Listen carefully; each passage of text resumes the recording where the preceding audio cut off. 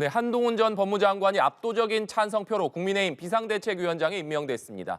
한동훈 비대위원장은 취임 일성으로 내년 총선에 출마하지 않겠다고 선언하면서 민주당을 강하게 비판했는데요. 국회 나가 있는 취재기자 연결해서 자세한 내용 들어보겠습니다.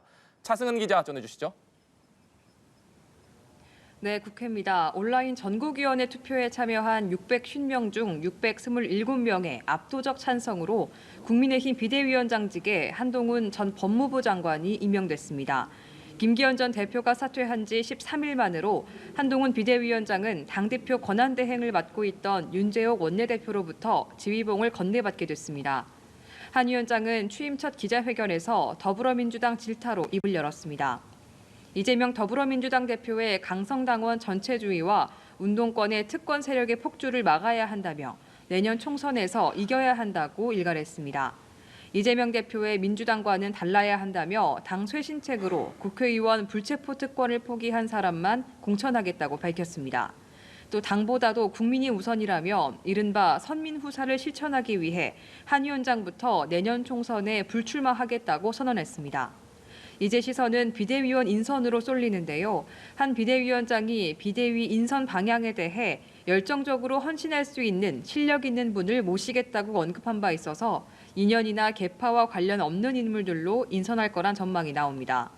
당내에서는 중도층, 수도권, 청년층, 이른바 중수청 표심을 끌어안을 수 있는 인물, 또 민주당의 586 세대와 대비될 수 있도록 70년 이후에 태어난 789 세대를 중심으로 비대위를 채울 거란 관측이 나옵니다. 한 비대위원장은 숨고를 새도 없이 당장 내일부터 정치시험대에 오르게 되는데요. 내일 탈당 후 신당 창당을 예고한 이준석 전 국민의힘 대표에 대해 어떻게 대응할지 관심이 주목됩니다. 네, 한동훈 비대위원장이 넘어야 할 또 다른 산입니다. 김건희 여사 주가 조작 의혹 특검 법안이 포함된 쌍특검 법안인데 야당이 모레 처리를 예고했지만 여야 간 입장차가 여전히 좁혀지지 않고 있다면서요? 그렇습니다. 국민의힘은 김건희 여사 주가 조작 의혹 특검 법안과 대장동 50억 클럽 법안, 이른바 쌍특검 법안에 대해 처음부터 총선용으로 기획된 국민 주권 교란용 악법이라고 강하게 비판했습니다.